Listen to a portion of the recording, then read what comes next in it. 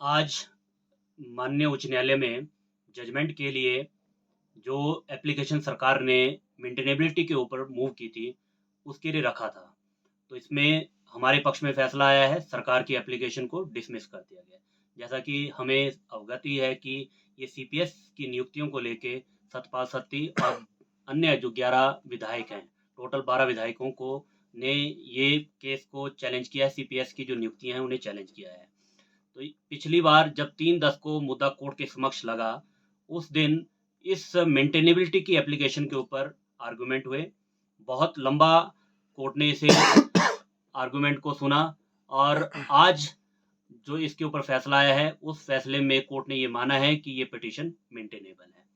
अब 16/10 के लिए मुद्दा ऑलरेडी उस दिन डेट फिक्स थी। 16/10 को हमने कोर्ट के समक्ष ये प्रेयर की थी कि जो इंटरिम एप्लीकेशन है उसको सुन लिया जाए। और इंटरिम एप्लीकेशन से अब अगला प्रश्न आएगा कि इंटरिम एप्लीकेशन को अगर हम सुन लेते हैं तो इंटरिम एप्लीकेशन में होगा क्या। 2 मिनट के लिए मान लो कि अगर कोर्ट इस नतीजे पे पहुंचता है कि इन सीपीएस की नियुक्तियों के ऊपर रोक लगनी चाहिए, तो जैसा मैंने अन्य चैनलों के माध्यम से भी पहले ये कहा है कि इसमें पब्लिक एक्सचेकर इन्वॉल्व है।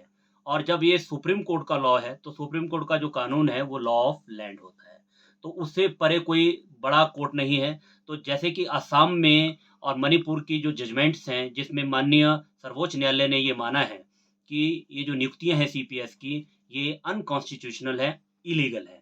तो इसी तरह से इसी को बेस बनाते हुए हमने सतपाल सत्ती जी और अन्य विधायकों के माध्यम से सीपीएस की नियुक्तियों को चैलेंज किया है।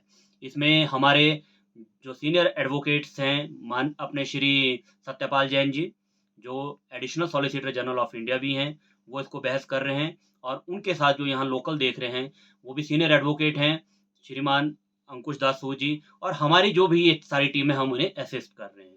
तो हमने पहली हर्डल जो है वो आज क्रॉस कर ली है, जिसमें मेंटेनेबिलिटी का इशू था, क्योंकि सरकार इसको बहुत थंपिंग उससे प्रेस कर रही थी कि ये पिटीशन मेंटेनेबल ही नहीं है। क्यों मेंटेनेबल नहीं है?